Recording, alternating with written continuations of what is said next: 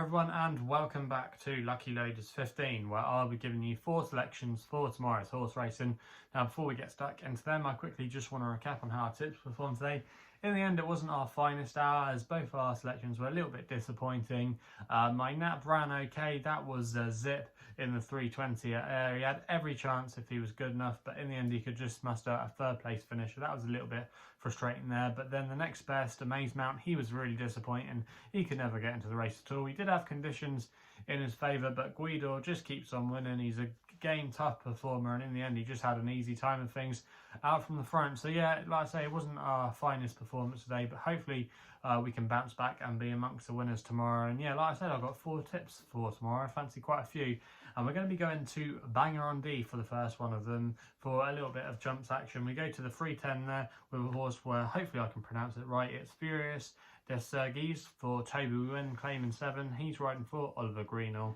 Now this horse at the time recording was available at 13 to 2, and I'm going to recommend a 0.5 each way selection here as one of my extra tips of the day. Now this horse is an interesting contender tomorrow. He's returning from a short break and he's going to be going hurdling. Now he hasn't gone hurdling for quite a while. He's been seen over fences on his more recent starts, but to be fair, I think he's still quite relatively lightly raced over hurdles. He's only had 6 starts and he could have more to offer. Now he's actually £5 lower over hurdles than he is over fences, so that's an interesting move tomorrow.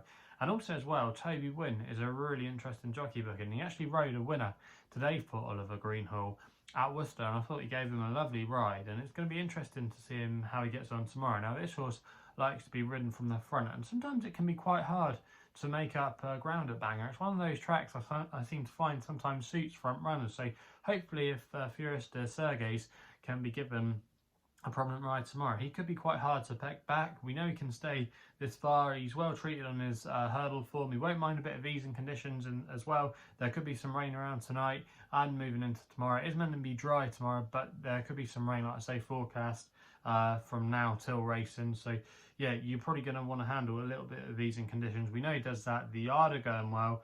I just think, yeah, he's got a good chance tomorrow in this race. He's still quite young for a horse as well. He's not fully exposed. And yeah, I think he's got a good chance in this race tomorrow. So that's why I'm going to put him up as my each way tip, or my first selection I should say, of the day. We then go to the long shot of the day, which runs in the 4 o'clock at Nottingham, where we go for the Stayers handicap final there. I thought Gentleman at Arms here was a little bit overpriced for Jim Crowley and Harry Dunlop. Currently available 11 to 1 with SkyBet, Paddy and Betfair, who are offering 5 places on this race. I'm going to recommend a 0.5 each way selection here. Now this horse, Gentleman at Arms, was a winner over this course and distance on his penultimate start. He really did fight game that day, and he was very, very good in the closing stages, you know, just holding off You're Good, who had been on a bit of a roll then. So yeah, that was definitely a good performance. He's now £5 higher for that win.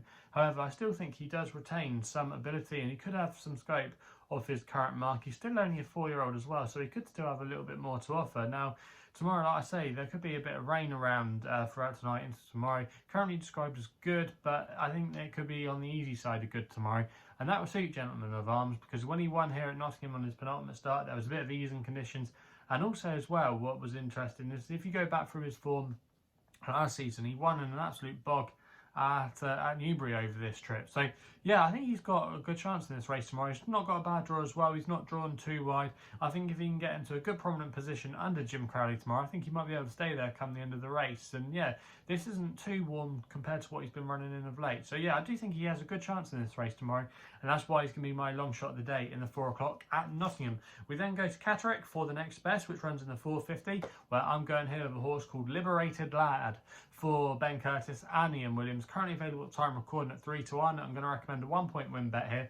Now this horse, Liberated Lad, last time we saw him, he ran a good race at Hamilton, where he was just chinned by an improving sort from the Ian Jardine stable. That horse has somewhat boosted the form today by running in a better race at Ayr, finishing second. He was just narrowly denied there by Let It Be, but it still was a good performance there, and he's going to be running off the same mark of 63. Now if you go back to his penultimate start, he was quite a comfortable winner at Windsor. Now he's going to be running into the same horse that he ran into that day at Catterick tomorrow in the shapes of Barenboim from Michael Bell's yard, and he had him quite comfortably in his back pocket that day, and they're going to be reopposing again tomorrow. Obviously that he is going to be slightly worse off at the weights, but I still think we've not got to the bottom of Liberated lad.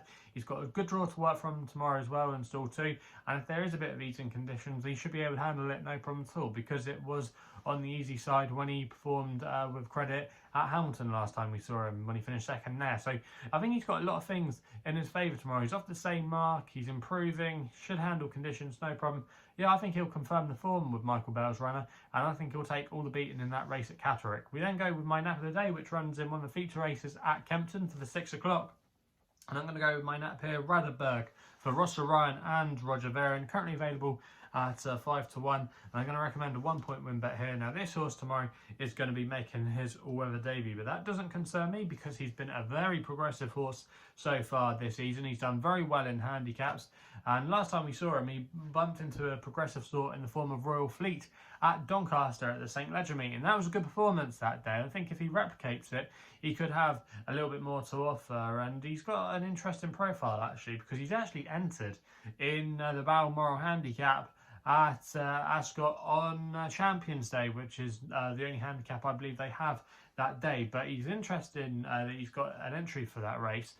He's run about 20 to 1 anti-post if he did take your fancy there. But it's interesting that they're running here, and yeah, I think he's held in high regard, and potentially he could be a Group horse in the making for next season. You know, he probably wouldn't be a Group 1 horse, but he could be mixing it up, you know, at that listed Group 3 level. And if he's going to win this race, he would probably have to be that kind of horse, and I think he's more than capable of defying the mark of 98. He's still improving, he's a 3-year-old, and yeah, I think he's got a good chance in this race tomorrow. The race should suit up, not too bad for him either. He is drawing wide, but he's a hold-up horse anyway, so he'll probably be dropped in, and there's a bit of pace on as well. So yeah, I think he'll have a good chance of going very close in this race tomorrow, and I'm very sweet on his chances. So that's Raadobarg there in the 6 o'clock at Kempton. So they're the 4 picks for tomorrow's horse race in action.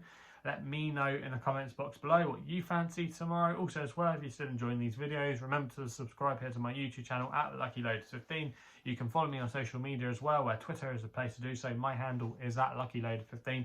And if you want to find out a little bit more about myself, my website is www.chrisloaderracing.co.uk. So please gamble responsibly. Hopefully we can have some winners for you guys tomorrow, and we'll be seeing you soon.